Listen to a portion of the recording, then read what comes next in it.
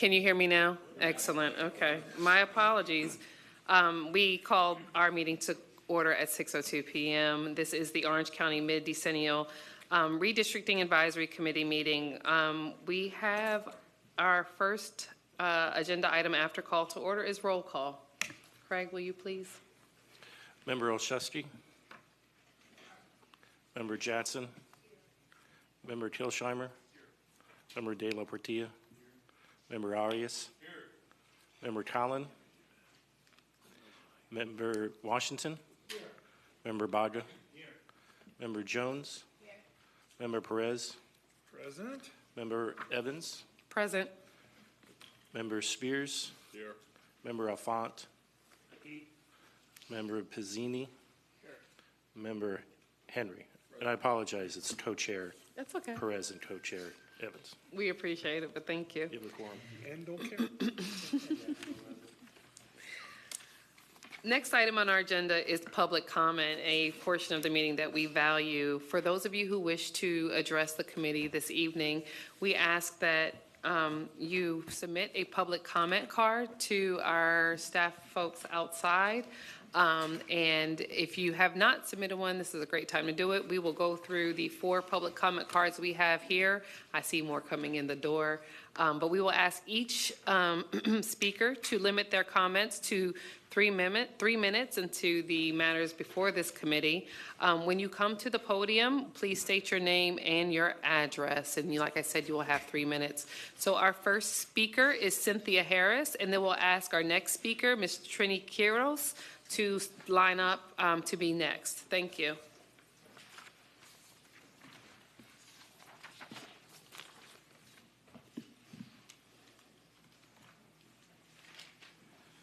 Good evening, Cynthia Harris, 12 Channing Avenue, Orlando, 32811. I'm here today to ask you, when you're considering the maps, that you pay attention to the data, because we've gone through this before. In District 6, we're the smallest population, but we also have the most transient people in the population in our community, meaning that we have all of the social services, we have the jail, and with the jail being counted, because in the census you're counting people and not voters, you're actually double dipping, because those people are not all from District 6 to be in the jail. And once they leave the jail, they're going back to their prospective communities based on whatever happens with the outcome of their cases, or they're going to the reception center or prison, permanent prison, and then they're being counted there. And being that this is decennial, we should be looking at American Community Survey, which is a survey that is taken weekly versus taken every 10 years, so that we can have a most accurate number when we're making a decision on the mapping. So when you're doing these maps, I want you to consider the fact that, being that our population, we get the least amount of funding, we have the smallest amount of people. When you look at the mapping, the way it's situated in the population, that we should be looking at some better options when it comes to getting our numbers and putting them together, because it's not fair to the people who live in District 6 that we're misrepresented, because we have transient members who are in our community that go back to other communities, and then the funding is increased because they were only in our community temporarily. Thank you. Thank you. Next speaker we have is Ms. Trini Quiros, followed by Vicky Vargo. Good evening. Trini Quiros, 2000 Hillcrest, Orlando. It has become a habit of community advocates like me to come and speak at any group, at any board, on behalf of those people who are not really represented and who are in their conditions in their districts. And I'm speaking mainly for those people who are, as somebody wants to dress it nice and call them unhoused, but I call them homeless people that have lost whatever their past was or the immediate present. It is very difficult to come to these meetings and address different persons, regardless of your background and your education. I'm not impressed with titles. I've been among the greatest people on this planet, and I know when somebody means well and they want to do intentions. But if people don't get educated and the things that they got to do, they always going to fail. At the last meeting, I couldn't help to see in this place from the lawyer our suit that we did in August of 2014 about redistricting. It cost us thousands upon thousands of dollars, and we couldn't challenge it because we didn't have more thousands of dollars to do an appeal. But it has to come to minorities like us. There is 1,500,000 plus people just in Orange County. 500,000 plus is Hispanics. I'm not even speaking about other minorities.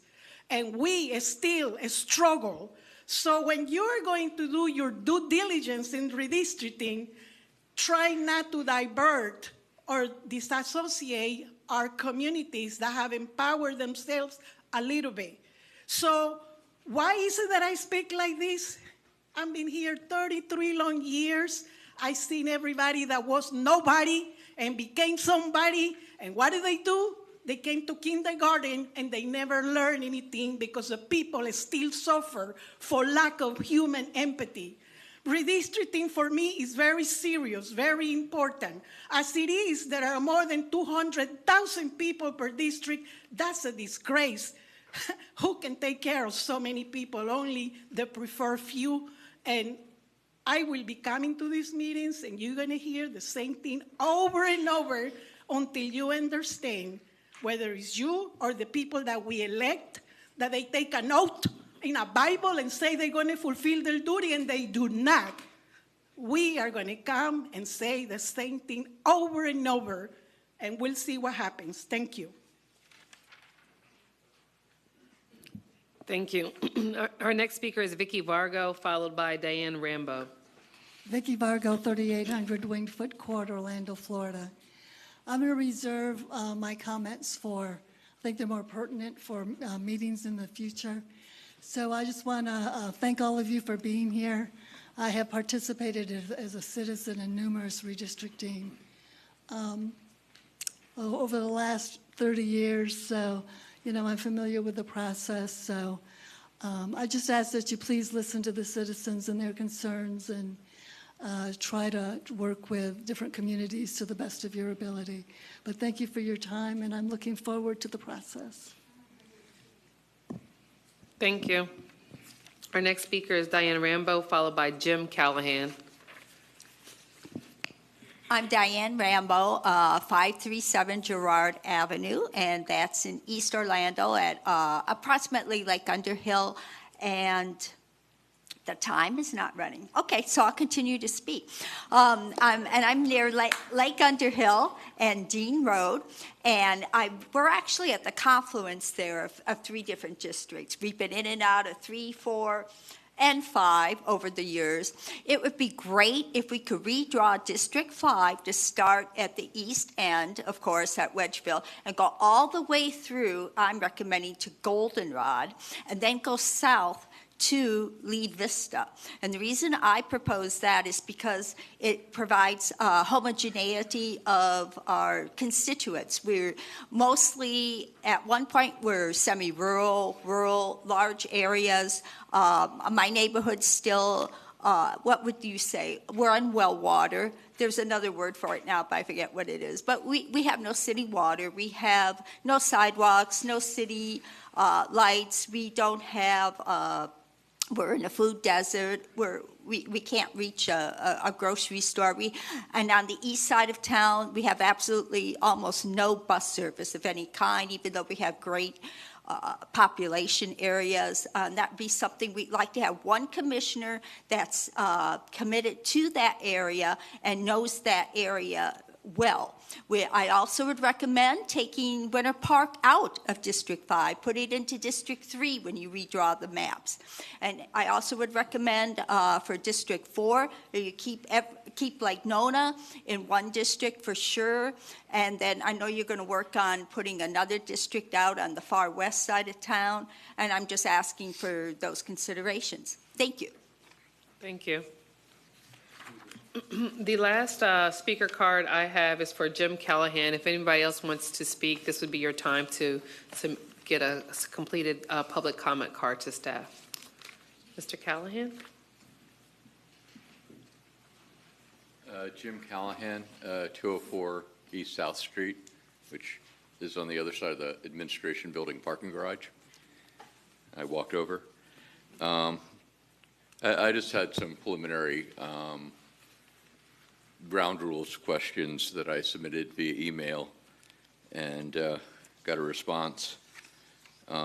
Again, the question is, what numbers are we using, population or American Community Survey? Because in the litigation it was American Community Survey. There are good arguments on both sides for which numbers to use. The option would be a 5-year American Community Survey, which would be a weighted average of, they just came out with numbers in December, so it would be December 2024, so it would be 2023, 2022, 2021, 2020, 2019. So 2 of those are as old or older than the census, the other 3 are newer, so they might pick up something. Another question was municipal annexations. Since many of you are on the committee again, since the last time you did this, municipalities have engaged in their usual activity of annexations. I don't know whether any of those annexations spilled over the lines you drew across the county commission lines. Something we need to find out.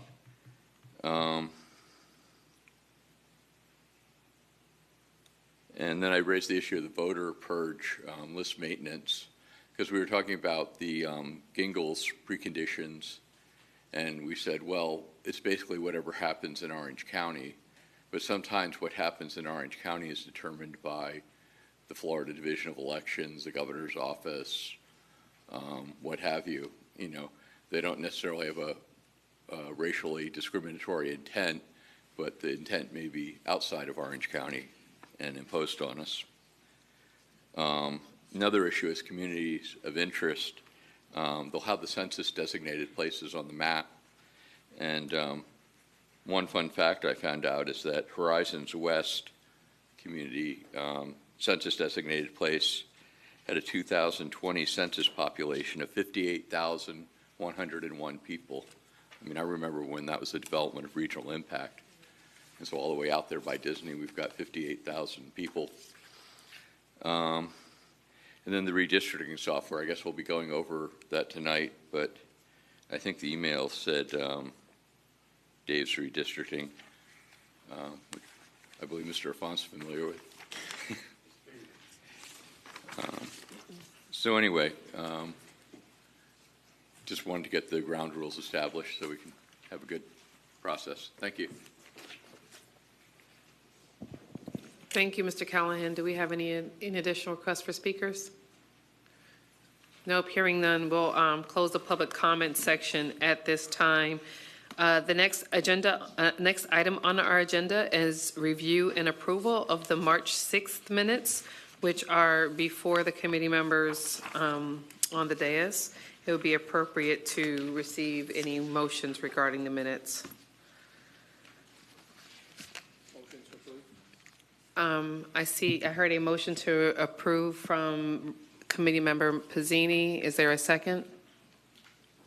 Second from Mr. Arias. All right, any discussion on the minutes?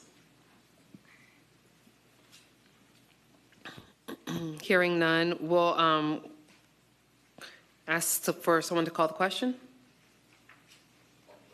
Thank you. Mr. Arias called the question. All in favor of adopting the March 6th meeting minutes of the MRAC Advisory Committee, please signify by saying aye. Aye. Are any members opposed? Motion carries unanimously for the adoption of the minutes. Next is our administrative matters. Before we get into that and turn it over to staff, I just want to remind everybody, because I know everybody was not here last time, and Co-Chair Perez covered this, but our public comment section is a section where we receive comment. We don't engage with the public in dialogue in those moments. Just so you know, that's the standard of this committee, and I just wanted to make that for those of you who weren't here on last week's meeting. So having said that, I'll turn it over to staff for our administrative.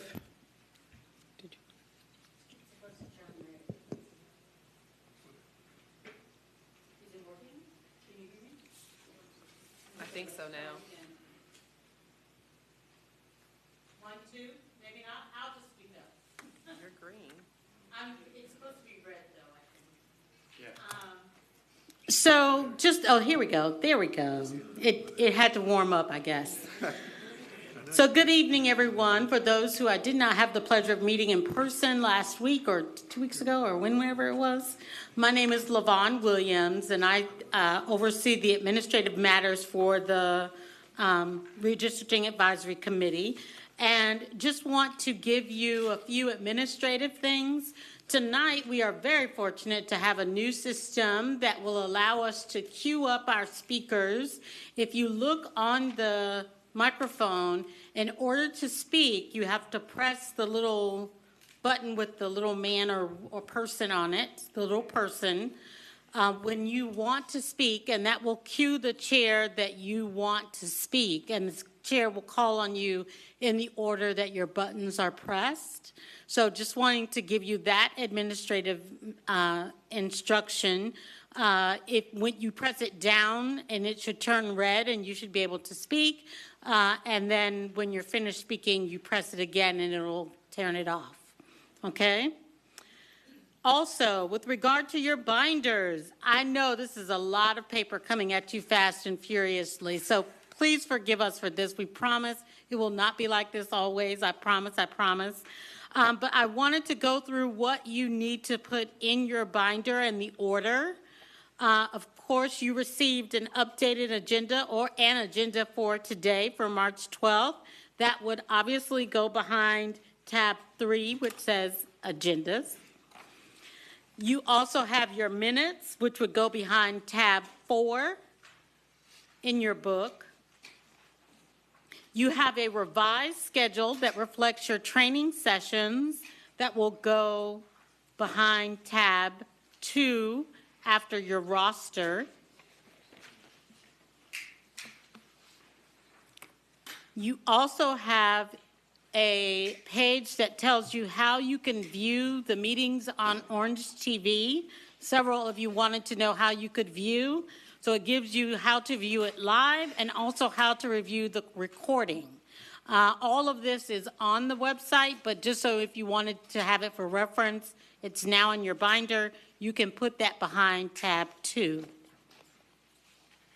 Tonight, you're going to have a presentation on the redistricting system, and that presentation you can put behind tab 6.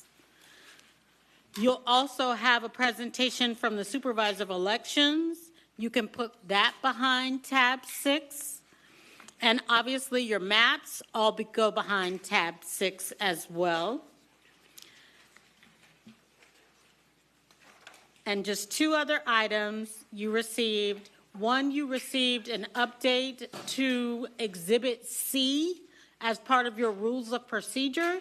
Your rules of procedure are behind tab 1. So you can put that update to Exhibit C behind tab 1. And you can replace it. If you want to leave the ones you take out on the dais, we'll get them from you. And then lastly, you have a legal size piece of paper, which is for your reference, that you can put in your pocket reference section in the beginning of your binder. And this is just a review sheet of the principles so that you can have it for quick reference, correct? Okay, I was guessing. I can't really see this, but it is a review sheet. So just wanted to walk you through what's in your binders so that you could be familiar, and also for your your benefit, on the dais and around you, there are little tabs for those who like to tab everything separately. There are tabs there that you can tab, you put your tabs on to separate. Again, I promise we will not overrun you with paper. Most of this is going to be on the website, so we're not going to overrun you, but we needed to get some critical information to you tonight. Thank you, all of you, for setting up your public emails, and just for those who are wanting to interact with you, your public emails will be placed on the website to make it convenient for those people who want to communicate with you to be able to do so just by clicking a button, and it'll pop up the website of the email browser of their choice, on the browser of their choice, and they can send you an email. Please monitor those emails. In the past, I think citizens would use that to get information, particularly to those who were representing their districts. We also will now be communicating with you exclusively through those emails, so look for information from staff as well. So that's that on the public emails. Thank you for all of that. And then lastly, in terms of communications, we are trying desperately to put together materials and items that we can reach out into the community and make them aware of the community meetings in particular, but of all of these meetings and all of the opportunities to interact with you. If you would please, if you have ideas or for marketing, if you have ideas for media that we can use to reach out to your districts or to communities that you are aware of, please share those with me. Feel free to email me, and we will add them onto lists for distribution. And lastly, we are updating the website constantly. We even had a whole Sunday afternoon on the website administration. So please, please, please, as you think of things, let us know. We will make sure to get that website updated for you. So with that, that is all of the administrative matters, right? Right? Okay, just checking with my colleagues. And I'll turn it back over to the chair. Thank you so much.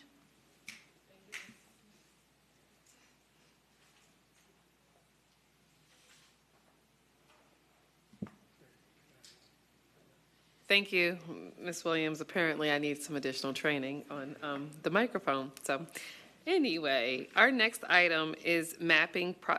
We have a comment from Member Affont. Do I have to press the button to the top, or? Press it again, and it should turn red. Okay, try one more time. Oh, the one on the right? Okay. Yep. Yes. No? Can you hear me? No? Okay. Don't push anything else. Yeah, he's gonna turn it red when I push this.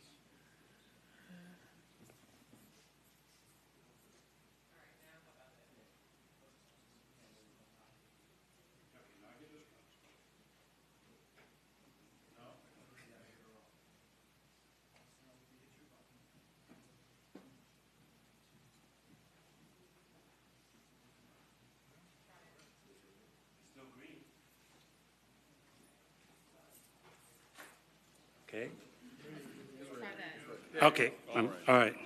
I just want to clarify one thing, Ms. Williams. I'm going to try to reach tomorrow Manny to do mine because I have two problems. I'm the chair of the mission and membership, and I want to make sure that I can use it for both, not only for this committee, but for the other committee that I chair. So I'm going to try to reach him.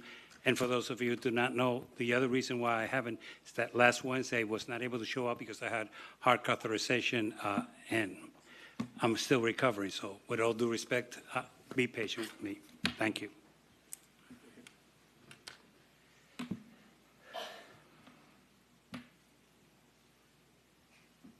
Is it safe? Yes.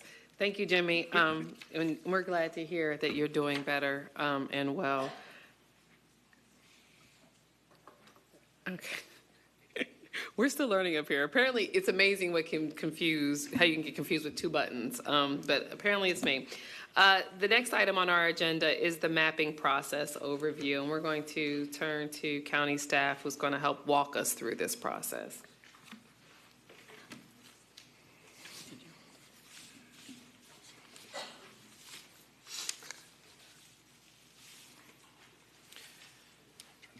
Good evening, everyone.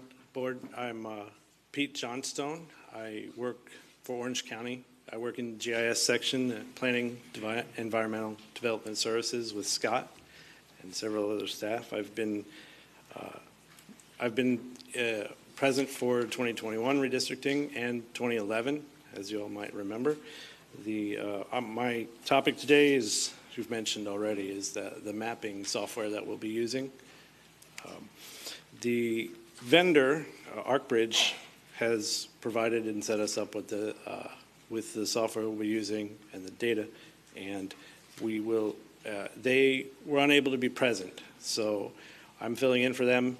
All of these presentations, like everything else, this presentation, like everything else, will be posted on the website, and I'd like to ask that if you could hold any questions until the end of the meeting. The end of my presentation, there's a good chance I'll answer it through the course of the presentation. I'm going to try to answer, we will try to answer as many questions as possible that you may have, but being that this is the vendor's software that they've set us up with, I may not be able to address everything. If that's the case, we'll take your questions and bring them to the vendor and get the answers as quickly as possible. And Pete, before you keep going, and I know you want us to wait for questions at the end, I just want to remind everybody that we have training sessions with ArcBridge that are included on your meeting schedule. They are scheduled for March 25th and 26th from 2 p.m. to 8 p.m. here at the county administration. That's for members of the committee as well as members of the public who want that training. So today is not your only opportunity to get familiar with the ArcBridge services and with the mapping process. So I just wanted to remind you that. Yeah, I got a slide for that too. I promise not to interrupt again. It's okay. What we have here, all right. What we have here is the software that the vendor set us up with is Dave's Redistricting. The software is set up to allow you to draw your own districts. Anyone can make a plan using Dave's Redistricting. And it is accessible at davesredistricting.org. In order to make a plan, you have to sign up for an account. That'll require an email and password. Then you'll have to agree to their terms. The vendor is going to has some base plans set up. They're going to have several bases, example plans you might want to work from that'll have 8 districts. Or you could start from wherever you'd like. You can open a published map. You can see here the vendor has one that's named, well, you can read it on this slide. If you open their plan, the plans they have created contain relevant data, overlays like commissioners' locations, the current 6 districts, the cities, the census designated places. To create a plan, you'll need to make a copy of whatever plan you're starting with, unless you want to start with a blank slate. You'll choose duplicate. You choose the plan, you'll pick to duplicate it. Duplicating a plan will create a copy of the plan in your account. It'll become your plan. Any changes you make won't alter the original any. You can rename the plan if you wish, and then when you still want to start working on the plan, you'll click edit. Here we have the Dave's Redistricting application. This is what it'll actually look like when you're using using Dave's Redistricting and creating a plan. It shows the overlays on the left side of the map, things like and the custom ones that I mentioned earlier, census designated places, cities, and the like. The idea is to keep the amount of data on the map to a minimum in order to keep it as simple and easy to use as possible.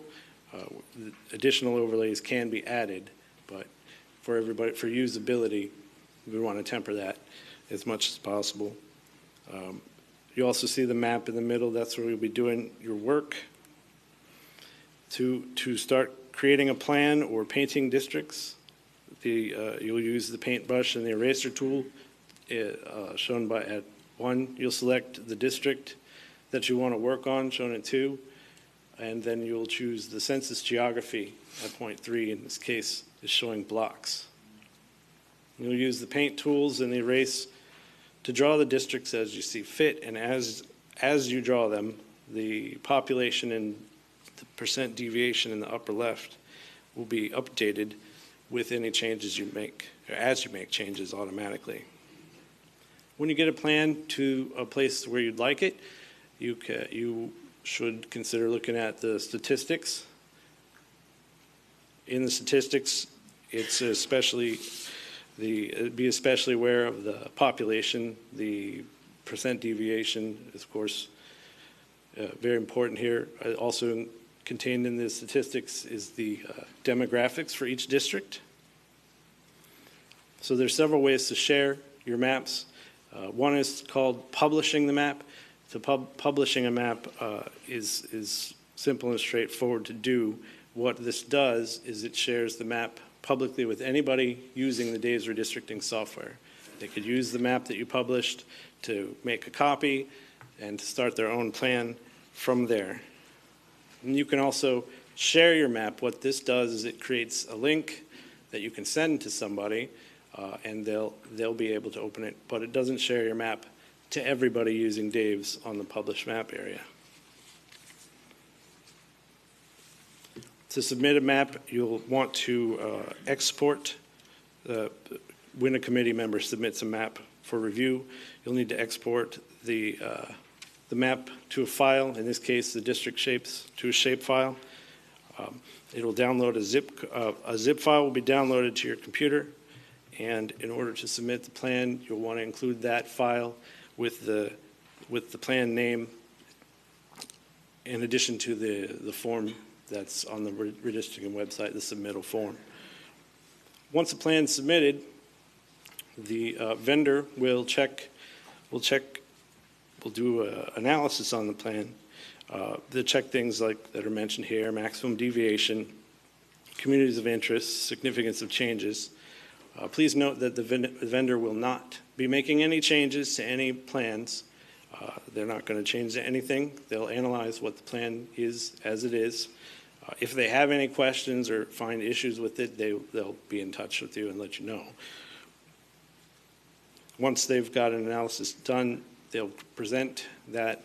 They'll create a report and present it to the committee here.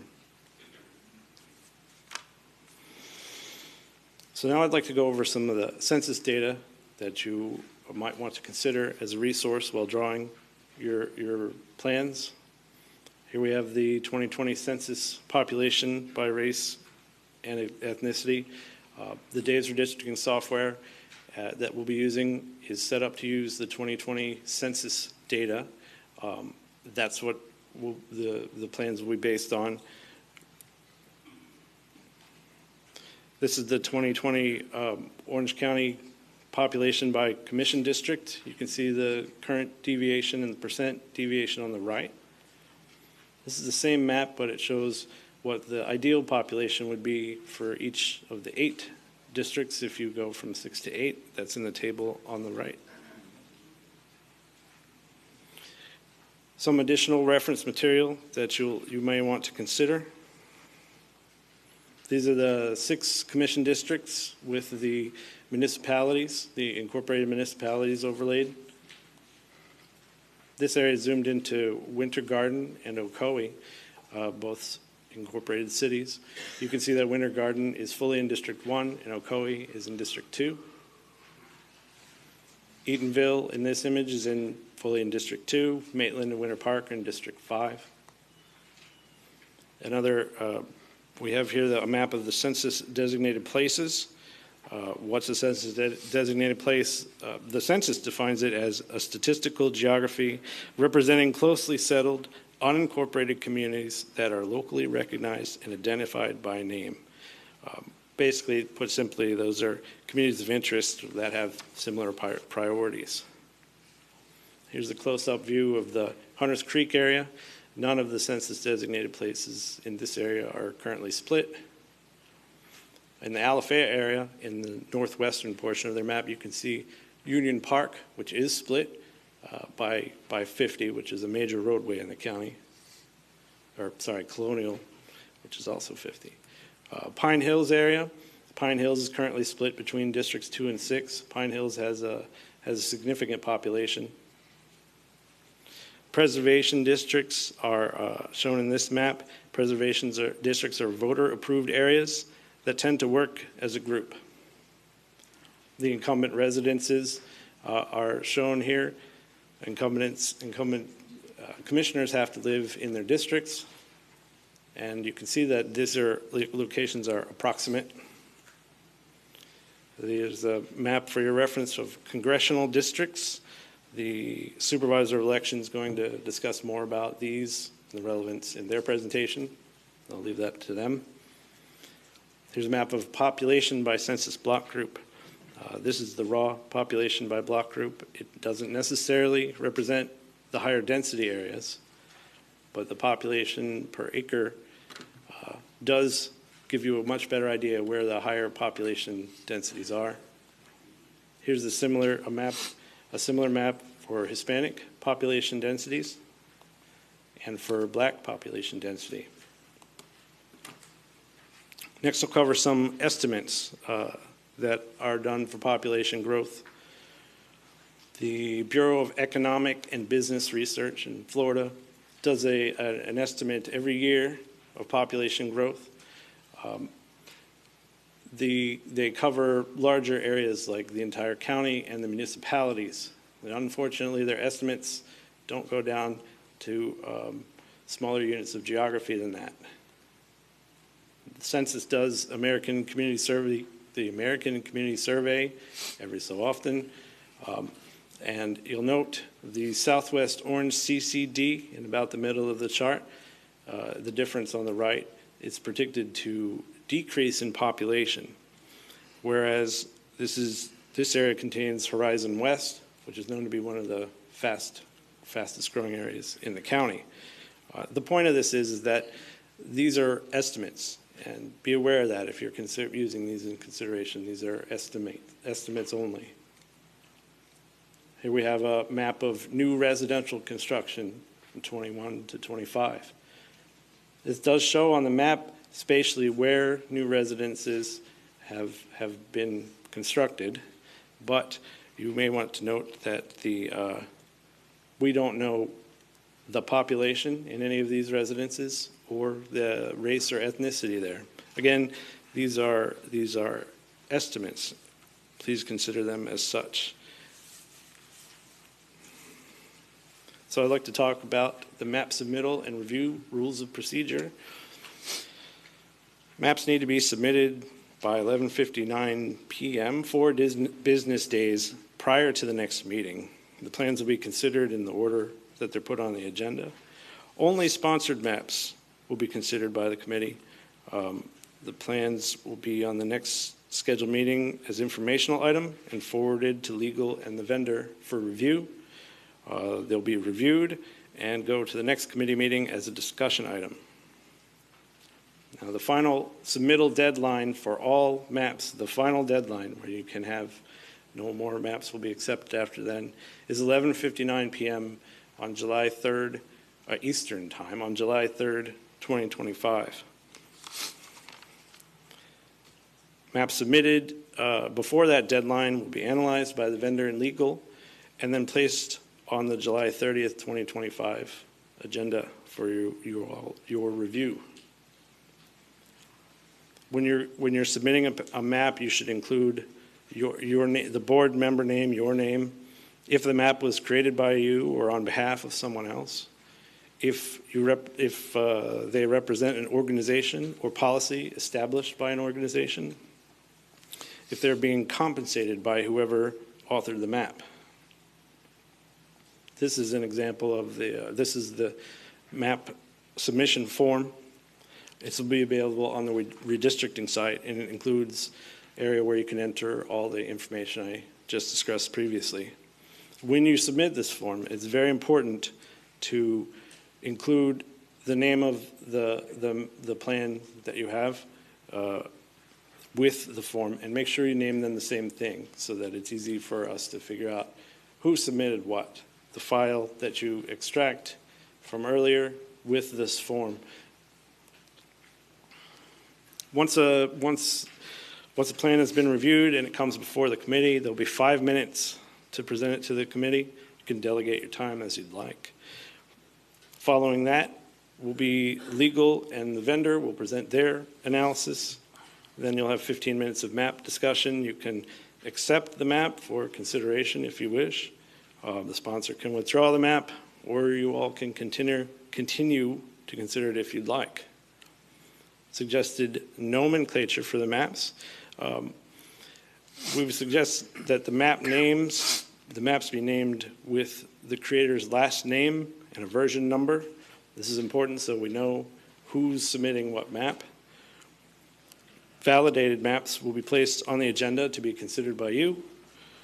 Now, once a map is accepted by you for consideration, it's suggested that it receive a new name, an official committee or official board name. I believe we had a procedure similar to this in 2021.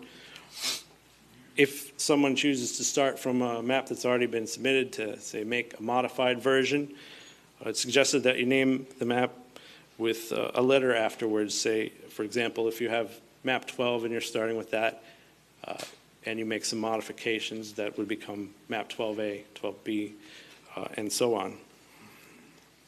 So there will be hands-on training sessions, as was mentioned earlier, on how to use Dave's redistricting. There will be 2 sessions in the admin building right here on the 2nd floor. Though Tuesday, March 25th, and Wednesday, March 26th. Both sessions will be from 2 p.m. to 8 p.m. The vendor will be on site to do hands-on training. They will answer any questions you have, give you any assistance you'd like during those times. You can bring your own computer or use county resources if you'd like. And additional virtual training will be provided by appointment. The vendor will be able to meet with you and guide you if you're not able to make either of those 2 sessions. At this point, I'd like to open it up to questions. Any questions you may have?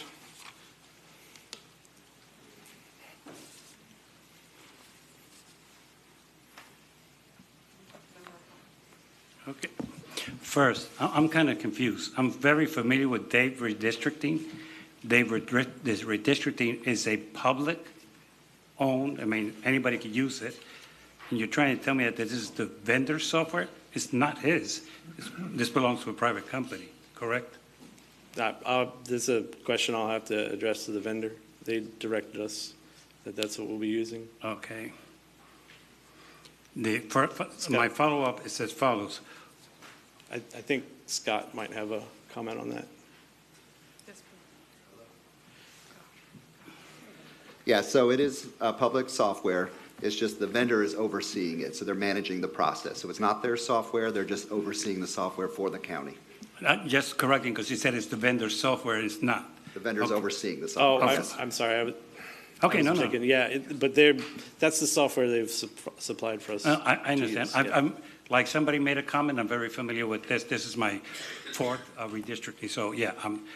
The other question, who in the vendor's office is going to be checking my map? Because I want to know, and I mean this seriously and respectfully, their qualifications to review the map. And last but not least, I would seriously recommend to every member of this committee, because it happened to me with Dave's, do not download Dave's to your personal computer. Like every other software, it has cookies and algorithms, and so if you want to use it here or use it online, but do not download it. I paid the price for that. So that's just advice for everybody.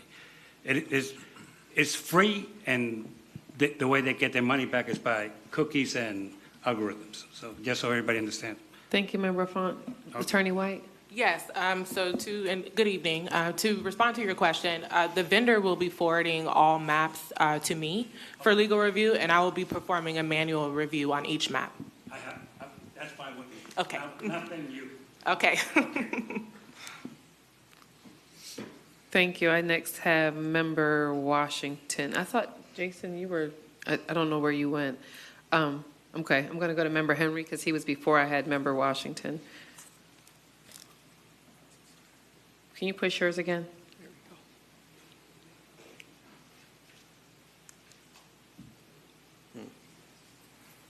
There it is. Thanks for doing this, by the way. A quick question for me, and pardon my ignorance. This software does not have any presets in it, meaning if we were to do something that deviates from what the rules are, it's not going to flag us. That is when the manual process comes in?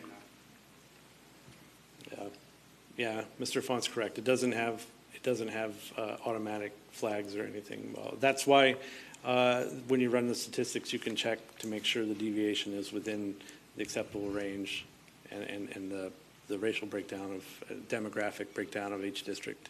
But no, it doesn't have automatic stops.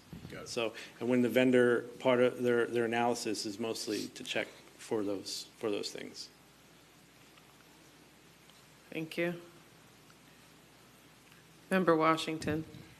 Hello again. I just want to voice a little frustration because just to echo what Mr. Font was saying, sir, I asked you about access to the software, et cetera, if it was open to the public, the API, APK, whatever it is.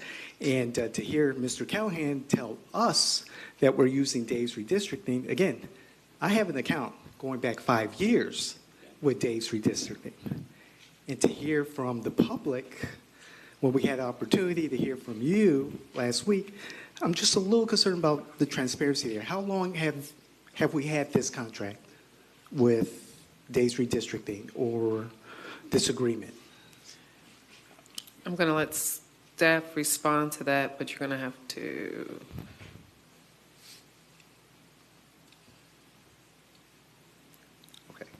Yeah, so we started in December once once the citizens adopted the additional 2 districts. So we started looking for consultants that could help us because we had a very limited time frame to be able to get this done. So we found ArcBridge. They've been doing redistricting since 1994. They do have their own software, which is ArcSolve, our district solve that they use themselves. But they also offered this tool as well. As we met with the chairs, the decision was to use the method we used in the past, which was to create your own maps, submit them, and vet them.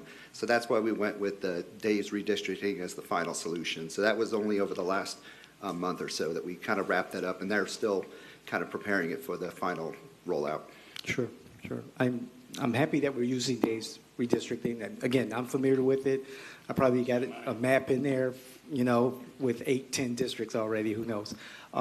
It's just a little frustrating to hear from the public first and from our team. And so I just wanted to echo what Mr. Font said, and I look forward to the training if there's anything new to it, but thank you. Can I just ask staff to clarify for us that what our consultant is providing is a review of the maps that people are creating through using Dave's Redistricting. And so there is a specific service that they are providing by running submitted maps through their proprietary software, which Attorney White will also be reviewing, but also the submission process for using Dave's Redistricting and submitting for our, for our purposes will be specific to this process and the instructions provided. So it's not like you could have submitted a map before now. I just wanted to clarify, like that there's still a process being put in, and that the proprietary function that we're utilizing is their review of the map submitted. But I don't disagree with you that Dave's is a public resource. Right. No, I understand. Yes, thank you. It's just that I like to get ahead of the game, and I've already been contacted by individuals in the community, asking questions about how to submit maps, what software is being used, et cetera, and I like to have an answer. And if I had known that, a little bit sooner, a week ago, that we were using Dave's Redistricting, at least I would have an answer. I like to give answers if I'm going to participate on an advisory board like this one. Thank you. I next have Member Pizzini. Thank you. Can everybody hear me? Good. Okay, thank you. Pleasure to be here once again. Just a couple of questions regarding the mapping tool. Was this tool, I'm assuming it's a new tool, based on previous tools utilized by other committees, or is this a brand new tool that was just developed?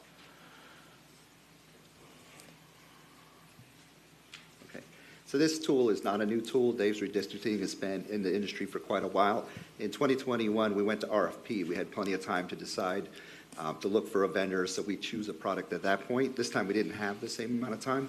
So we went with the vendor, we contracted with them, and this was the solution that they proposed. Okay, thank you. And my follow-up question, I'm looking at the creation of the 2 additional districts, and I believe the ideal population, we're looking at 238,000 per district, if I see this correctly, for a total of 1.429 million. And we have to retract districts by roughly 40,000 residents. We're looking at a 4% deviation, is that correct? From the largest district to the small district? What are we looking at from a deviation perspective for completed maps that are submitted? Because I'm looking at a... I'm going to ask Attorney White to respond to that because there's legal protocol around where the deviation can land. Yes, so the maximum deviation between population cannot exceed 10%. Yes. Yes, you're welcome. And we are utilizing data from 2020, I see correctly, from the 2020 census.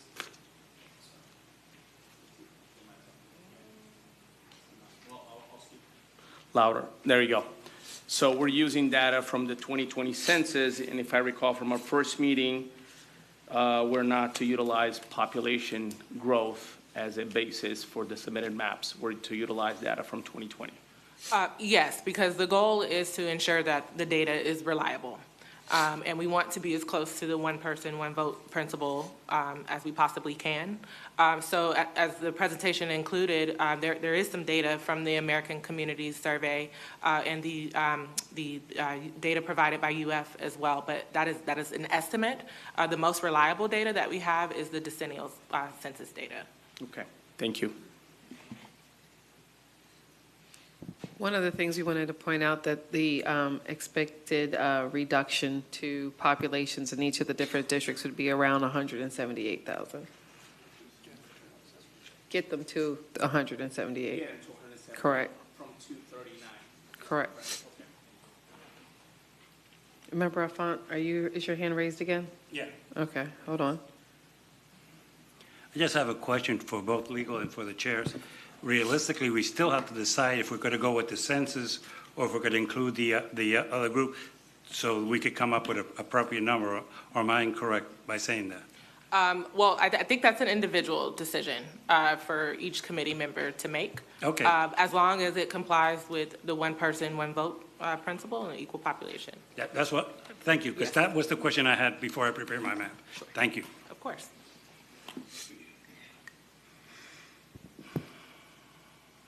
Member Spears? Well, thank you. Yeah, I had a question also about the population data, whether it was going to be the decennial or the ACS 5-year estimate, which closed out in 2023, I believe. Are both of those data sets available on the software?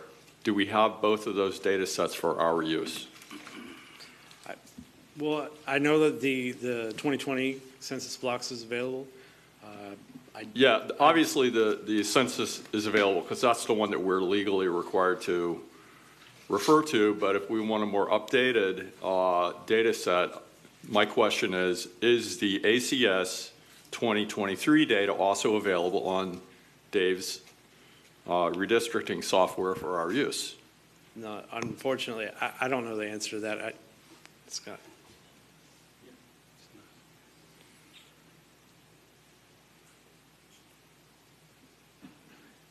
Okay. So much for technology. Right. No, there you go. It's brand new, right? Here we go. I had to Yes, thank close you. some to open Too many his. open. It is not on there right now, so we do want to be able to provide any information that's needed. Again, we wanted to keep the site light and to be able to keep it so that it can move fast enough. As you add more and more data to it, it's going to slow it down. So that's why we want to be able to provide data as needed for the committee members. If they have specific data they want to look at, we'll work with the vendor to provide that. Okay, and then further to that, that same theme, and you've gone over some of the data that you have available with the maps even, you know, showing percent Black, percent Hispanic. is there any data that we can also use regarding income or education, or is that something that's not allowed by law? You can use socioeconomic data in terms of a traditional redistricting principle, especially in terms of maintaining communities of interest. However, I'm just unsure of how we would pull that data, so I would defer to Scott on that. Is the data available to us? Because it does seem to be important for defining communities of interest. I will defer to Mr. Scraven.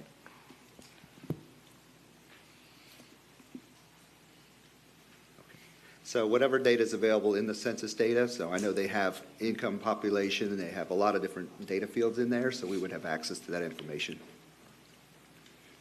Thank you. I have Member Pizzini. Wait a second. There you go. There you go. Just one follow-up comment to Mr. Spears' comment regarding data that is available to the committee members. In the last 5 years, since last census, we've gone through a profound shift to Central Florida population. I think the pandemic drove a lot of it.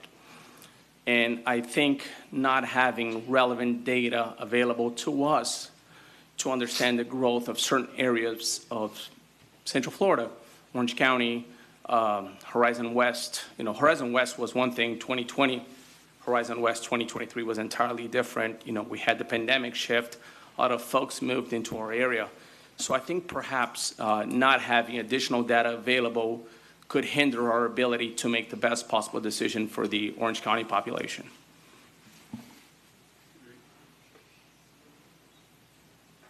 So that's where we're showing examples of different data sets, building permits, estimates, but you've got to make it legally defensible. So in the end, you want a map that can be upheld in court. So being able to maintain data that everyone accepts as baseline data that's consistent is an important factor. But we do have data for you to reference if you want to look at other data sets. So those were just some examples that we wanted to share. Any other? Member Portilla, how did we miss you? I might have pressed the wrong button. You're on now. Okay, thank you, Madam Chair. My question is really a legal question because you showed a slide showing the resident of the incumbents. Yet I think we were waiting for a legal opinion from the county attorney on whether that could be used because as I understand it, there's a state law that went into effect in 2022 that determined that the residencies of the incumbent were no longer a criteria for redistricting. Yes. So to clarify, the law simply states that a county commission district cannot be drawn with the sole intent to favor or disfavor an incumbent. So consideration of the incumbent is still a traditional redistricting principle that can still be considered.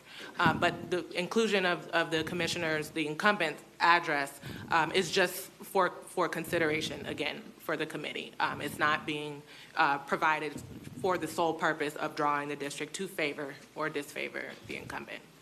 Are we going to get a legal opinion from the county attorney on that? Yes, Okay. yes, it's forthcoming. My office does have an internal review Okay. procedure for legal opinions, and I'm working through that now. But yes, a legal opinion is forthcoming, and a copy will be provided to all 6 commissioners, as well as the county administrator. All right.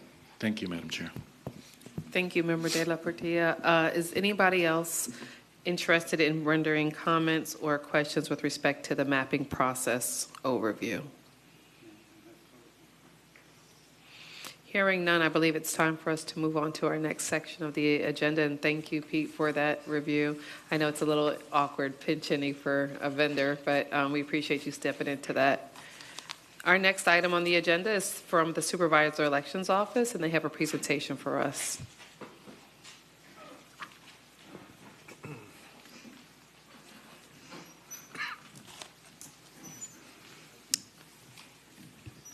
Hello, members of the committee. My name is Dan Helm. I am Director of Special Projects with the Supervisor Elections Office. I'm joined with John Chapman, John Velasquez, a Senior GIS Analyst, Daniel Reese, our Chief Technology Officer, Deanne Micah, our Communications Chief Director of Communications and Outreach. We have a presentation here today. We have some considerations in part based on the work that we do after your work is done. And so we want to thank committee for the efforts, the great questions that you're asking, what things are important, data sets, otherwise. We have some recommendations of what we think would be helpful to you and us when you're drawing these lines. So why are you hearing from us? The resolution that established this committee, number 25-M04, Section 6D, asks the supervisor of elections to assign staff to the committee in developing its recommendations. That's why we're here. We're going to be with you throughout this whole process. If you see one of us, I will be at all the meetings. Please come up and ask questions if you have questions elections related. After your work ends, after you make that map recommendation and you give your final recommendations to the Board of County Commissioners in September and they approve it, our work then starts. We take sort of your outline of the county commission districts, which we use to number all of our precincts, and we fill in all the precincts. And so part of our recommendations that we'll discuss today is when you're drawing these maps, we're going to ask you not to do certain things like split precincts, split congressional districts, because we have requirements on how we report and how we have to give information to the voters. We also become the custodian of records for all these maps. From our own standpoint, members of the public are going to come to us for these maps. Commissioners, candidates, they all want the voter data, all the maps from us. So the way that you can see that on our website, ocfelections.gov, under research and data, we have district and precinct maps. So this is educational. If you want to see really cool maps for all different sorts of data, please go to our website. You can find that information on our website. And it'll look something like this. So you can get PDFs. In these PDFs, you have all the current county commission districts, but you also have all the precincts, right? So you have all the precincts as they're outlined. We also have the congressional districts. So we'll get into the weeds here in a little bit on islands and what those mean. John will take over that portion of the presentation, but we'll talk about a lot about congressional districts. So one thing, when you're requesting data sets, I'd love if you also would make sure that when you're looking at your data maps, that the data set of the congressional districts is there for you, so you have the clean lines of the congressional districts. So these are our three recommendations. We ask that you use census blocks. So census blocks seems like a foundational part of this process of GIS mapping, but you'd be surprised. For instance, Miami-Dade County came to us, our supervisor elections office, because they were not using census blocks. And so they just had cookie cutter maps where they just need, so that was a problem for reporting to the Division of Elections of the state. We talked about how the use of census blocks is a foundational level of looking at population and using those census blocks, not just roads, but actually census blocks data. Our second recommendation, do not split congressional districts. Again, we'll get in depth on why this is problematic for us. But when you split congressional districts and drawing lines willy-nilly through congressional districts, we have a real problem in the way that we report our data to the state. State requirements require that we report by congressional districts. And so if you're weaving in and out of these congressional districts instead of making smooth lines along congressional districts, it creates a real problem with us. Also, we have precincts and established precincts already. If you see that, please use those established precincts. And why this matters, right? So there's a cost associated with any precinct changes. New voter ID cards, we're also having to communicate to all the voters about these changes, renumber all the BCC districts. But then when we split precincts, we have to find new polling locations. New polling locations is a large cost. Voters will express concerns to the commission. There creates voter confusion because their polling place isn't the same spot anymore. We have to have a large cost of finding new polling locations in terms of establishing those. And then there's additional costs for islands, right? So an island we'll talk about in a second, but the easiest definition I can give you of island, they're off on their own, right? That's why we call them islands. They have a palm tree, they have the sand, because they've been cut by the splitting of a congressional district and a Board of County Commission district. And so they need their own special tabulator, they need extra poll workers, we need a ballot style, ballot proofing. It's a large process when we create these islands. And so you can help us. We currently have islands that were created under the last redistricting. You can help us through this process by following our three recommendations. Again, those are don't split congressional districts, use census blocks, use existing precincts lines. We have budget sensitivity, as many of you are probably aware, and so extra costs are particularly of a concern during this next fiscal year as we start our job of doing this work, and so we appreciate anything you can do to help us. So I'll turn it over to John, who's going to take over from this point. And I'd welcome any questions at the end if you guys have them. Thank you, Dan. I get to go into the nitty-gritty, the technical stuff, so I hope you all enjoy it. My name is John. I'm the Data GIS Coordinator at the Orange County Supervisor of Elections, and I'm going to get into more detail about how redistricting will impact our precincts and some more info onto what the island precincts are and how they're created. So here's our current structure. We have a total of 259 precincts. Average voters per precinct is about 3,648. We have 216 total polling places, and some precincts share polling locations. And we have 13 island precincts that hopefully we can move on from. So to give you some background of what a precinct is, what makes it up, and the rules that govern them, for those that don't know, there are areas that we decide that are made up of census blocks. They determine a voter's polling location, and in certain situations with political boundaries, they can cause, we can have different precinct splits, is what we call them. So in this example here, you have precinct 220. All the people inside of 220, they vote at the Ocoee Lakeshore Center. 220 is a precinct that happens to be split in half, essentially, by the House district. We have 39 on the west and 40 on the east here. So that gives us a 220A and a 220B. This same rule applies for different political districts like Senate, the House districts, any special districts that we may have, and then additionally school board districts. So we can make those A and B splits, and that precinct can all report together. So no issue so far. The two exceptions we have to this rule, though, are the county commission districts and the congressional districts. And those exceptions are for two different things. One, Dan had mentioned that results have to be reported to the Division of Elections based on the congressional district, and we report by the entire precinct, so we can't have an A and a B there. And then with the county commission districts, that is an internal rule for auditing purposes whenever we have to do any recounts or anything like that.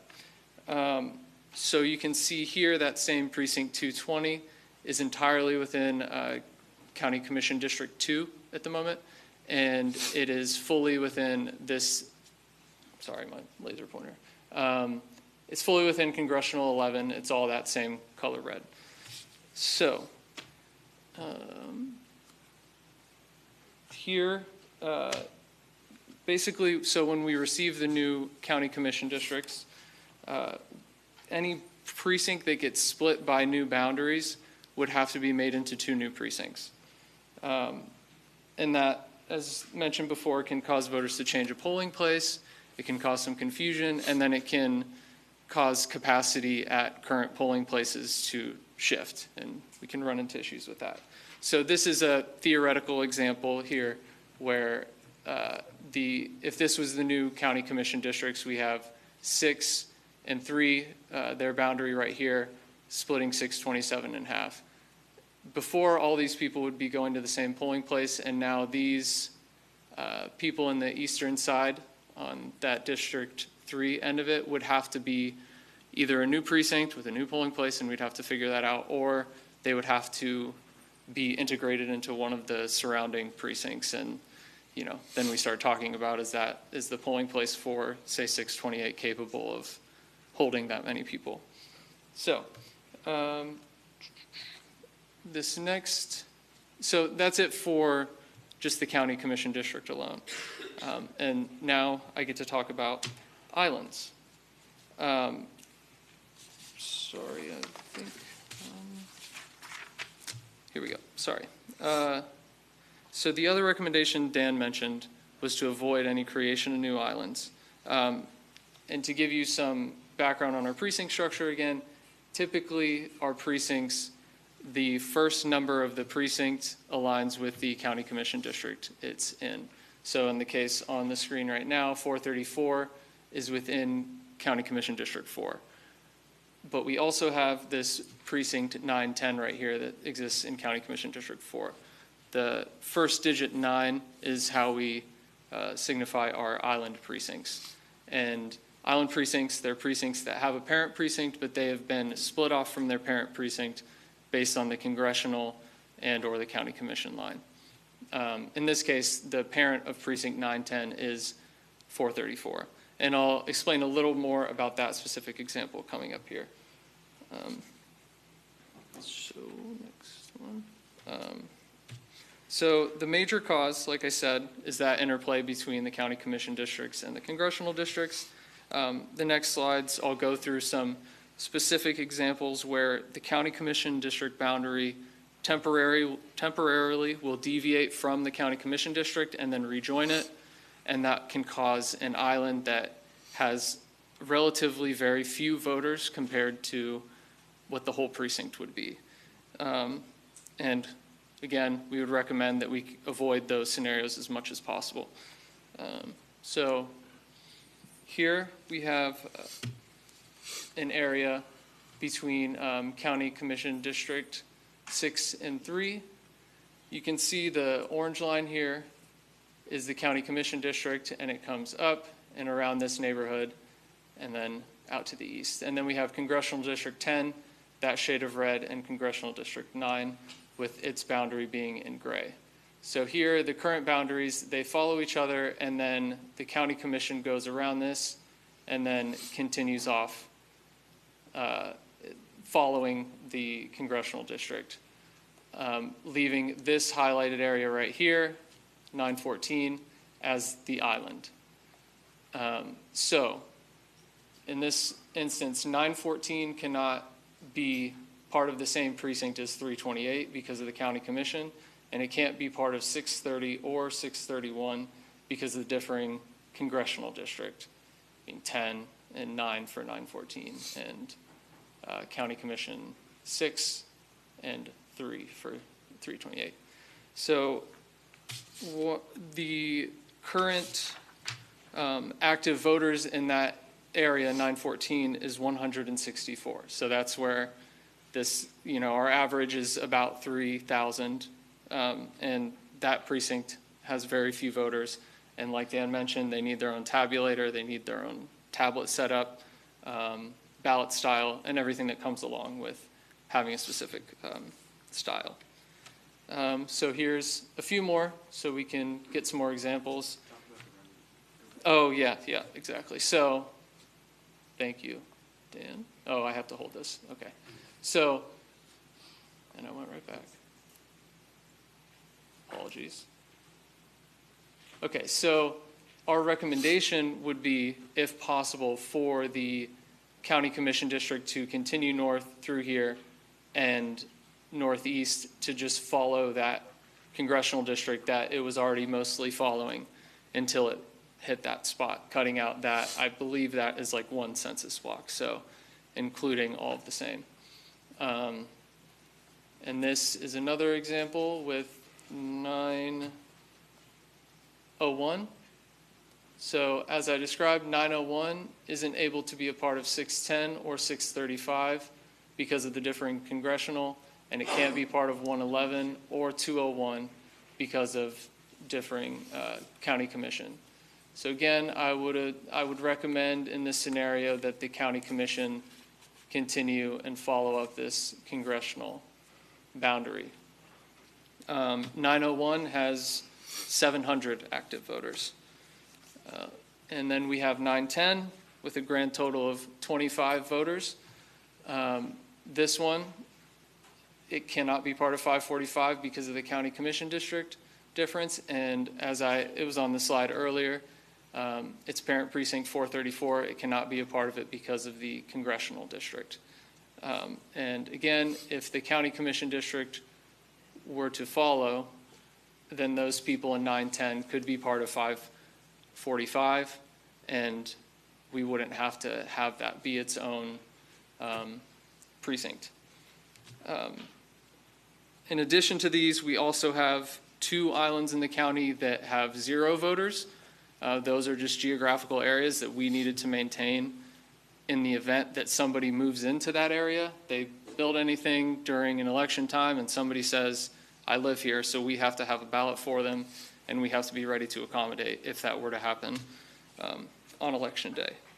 So, to kind of wrap it up, our major goal is to limit the number of new island precincts, possibly even move on from the ones we have and reintegrate them into the main precinct structure, and avoid splitting up any existing precincts that we have, to be able to save some taxpayer money as well as cause the least amount of confusion with the voters that can come along with this process.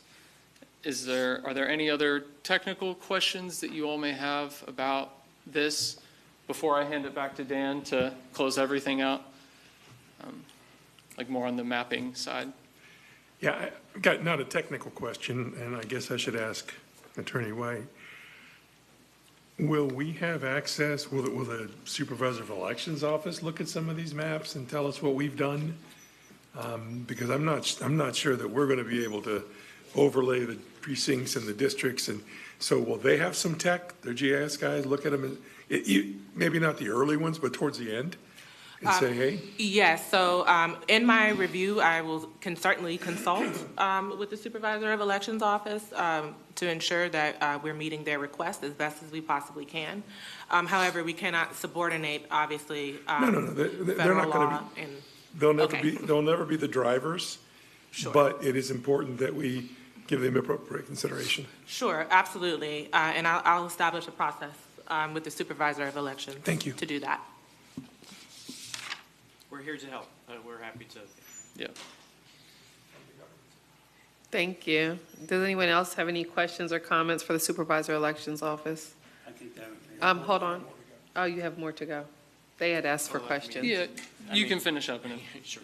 Again, Hold on. I asked committee members, do you want to ask your question now, or do you want them to finish? I would like them to finish. Okay. It's just a slide. So again, our 3 recommendations, and I'll leave it up. Mostly it's looking at congressional districts when you're drawing these maps. So having those lines so you understand, you're going to have to split some of them, right? So obviously we have 4 congressional districts. We have many more. We got to get to 8 county commissions. So you're going to have to split. But just when you're drawing those lines, if you can take in consideration congressional districts, it really helps us save voter confusion and costs. And so those are considerations. Again, we'd be happy to help review maps or give just how, hey, maybe we can trim this line a little bit so it's along the congressional. We're happy to assist that way. But I'm welcome any questions that any member has. Thank you. I first have Member Washington.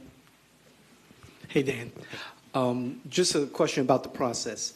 After we do our job here, the county commission does their job and get everything over to you. What's the time frame for the Supervisor of Elections to get that information to the divisions of elections? Great question, right? So we have a deadline that we have to report the precincts and new polling places and those things. That has to happen typically within 30 days. Okay. But our process of finalizing these maps typically can take 2 to 3 months. And so we're going to do as much legwork as we can before. But last time redistricting, it was 2 maps, and we picked map 3, right? So it was down between map A and B, and we picked map 3. So any pre-work we do beforehand goes out the window. So we will do our job as quickly and expeditiously as we can.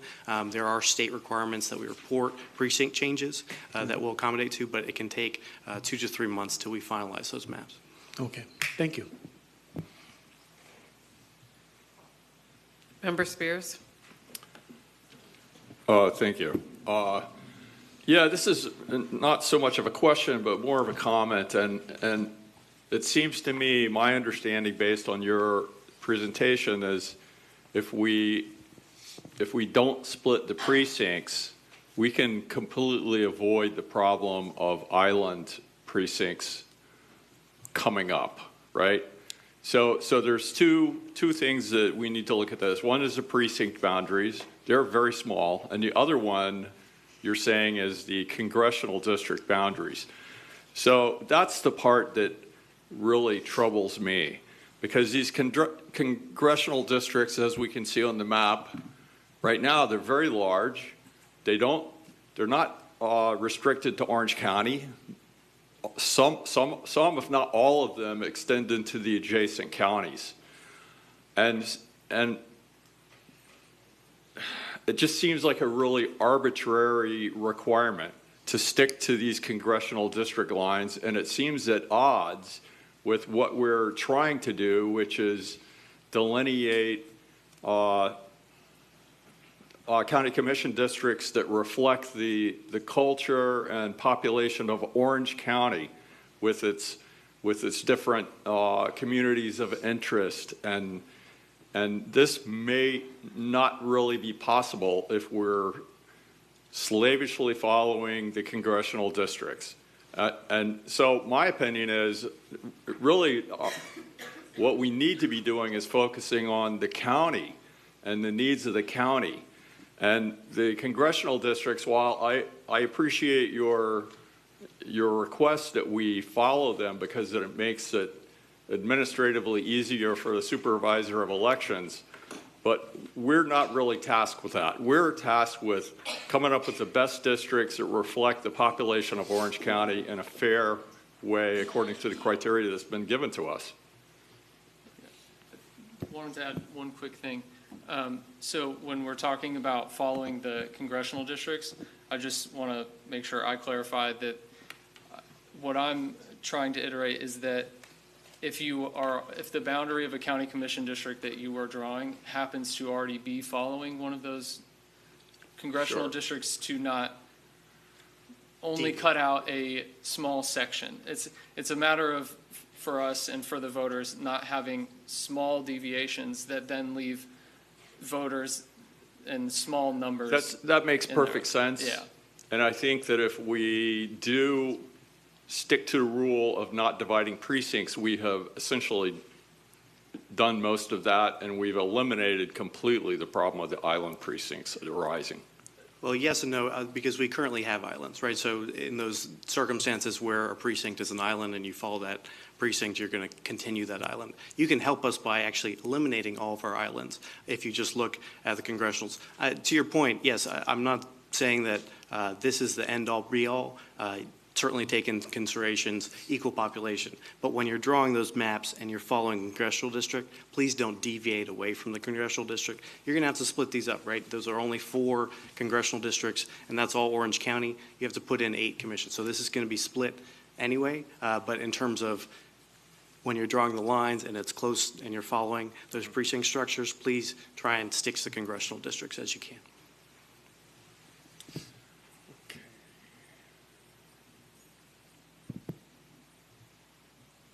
I next have Member Affont. Okay, I'm going to have the same conversation I had with Bill Cowles. Okay. This is not redistricting. I would appreciate we stop calling it that. This is creating 8 districts and everything's going to be new. The problem that I have, I'm looking at this map and I could say the same thing I told Bill in 2019. The majority of the population is in District 10. There's no way we're going to be able to follow that map. I can tell you right now that we're going to have to split that up. The second thing, you're going to have to precinct everything because you have to go from 1 to 800. So basically, everything is going to be redistricted. But my biggest problem is that we're trying to say, follow congressional districts. I'm in District 10, and I'm going to tell you right now, based on population, there's no way we're going to be able to follow that and create 8 districts in Orange County. Understood. And so to reiterate the point, right, we're going to have to split up District 10. But when you're splitting it up, please, again, follow the line as you're drawing the county commission and you're approaching that line using those existing precinct structures. Don't deviate away from the line and cut in individual neighborhoods because that creates islands, creates an extra cost of voters and confusion. And I agree with you. And the part of District 8, which is in District 4, that's mostly an island. I understand that. Sure, you get it. And basically, if we continue using Colonial Drive, which I never understood why, but we do, that should do it. The other thing, now that you bring this up, this might be the opportunity that I'm looking for to mention one thing. In the past, there was a tradition of having every one of the commissioners have a little piece of downtown and go that little stupid line. I'm sorry, I shouldn't use that word, apologize. The little line and getting from all the way from Bithlo all the way to downtown, and from getting from Winter Garden all the way to downtown. That's something that might be seriously considered to stop doing. It's not a requirement, and it was more of a tradition, but that also has created islands in the past, so maybe that might be a good idea now. But looking at the population, I think I mean to say this, Congressional District 10 is going to be very difficult to protect. I mean this seriously. The map that I've been playing with Dave's for the last 3 months basically tells me that. And it's mostly based on, just for everybody to understand, its population. The majority of the population is in District 10. Understood. Yeah, and again, you're going to have to cut up District 10, but as you do, if you are cutting it up and you notice that the congressional district line is approximately where you're cutting, if you can just follow that congressional district line. Just it's really the borders. You're going to have to cut up these congressional districts, but it's really when you're drawing the lines and you notice the congressional district, just as an overlay, that you could just follow that line instead of deviating in and out, because when you deviate in and out with individual neighborhoods, you create those islands, you create those splits that cause a cost. Because currently, right now, District 10 is in District 2, 6, 5, 3, and part of 4. Yeah, and it's not a problem for the majority. It's on the borders, right? It's really just on. So when I say do not split congressional districts, I'm really talking about splitting for minor deviations between county commission districts. Oh, okay, because we got it's relative to causing slivers for anybody familiar with GIS. Yeah, slivers. Yeah. Okay, I'm good. I next have Member Henry. Thank you, Madam Chair. My question was answered, but I will ask a question related to budget sensitivity for the Supervisor of Elections Office. So if we're going from 1 to 800 in precincts, like what does this do to your budget? Right, so there's a cost associated with when we renumber, we have to send out new voter ID cards. We're planning to do that anyway. We might push that based on your work to send out voter, since we're going to have to renumber all the precincts, we might push the voter ID cards till later this year to anticipate the changes that we will have to do with the new precinct structure. Additionally, there's certainly a cost that you can save by eliminating our islands. If you eliminate islands, we need less tabulators, less poll workers, less ballot styles, printing, sample ballots, everything that goes into new precincts. You can help us with that. But yeah, we certainly are budget sensitive, and anything that would cause us, we will have, our staff will spend a lot of time on this. Just once you finish your work, we will spend a lot of time and costs focusing on our own redistricting all the precincts. Thank you. I don't have any other requests to speak. Is there any other questions for the Supervisor of Elections Office? Hold on one second. Member Pizzini. Just one comment. Appreciate the presentation, very thorough. Obviously the process is about taking us from 6 districts to 8 districts. And it sounds as though the congressional split is a significant concern. Will we get perhaps support from the mapping tool to flag certain items? And I know that's not available right now. We just have concerns that someone goes through the process of working through a map, and you're looking at all these boundaries, all these guidelines, census information, and all of a sudden certain elements are not taken into account and create an island district. Is there going to be any element available that will certainly provide us some feedback? Hey, watch this area, or perhaps going to the Supervisor of Elections to provide some feedback as well? Yes, absolutely. That's what the vendor's there to support. So they'll be working with you. If you ask them to research various sets of data, if you want them to validate these, if that's a committee requirement, they'll look for that as well. So you guys drive what you want them to do. They're here to support you guys. And I like the idea of working with Attorney White to give feedback to, right? And so I think that we can set up that process so that as you submit maps, we can have our team look at it and maybe make minor suggestions where we notice a slight sliver deviation. Thank you.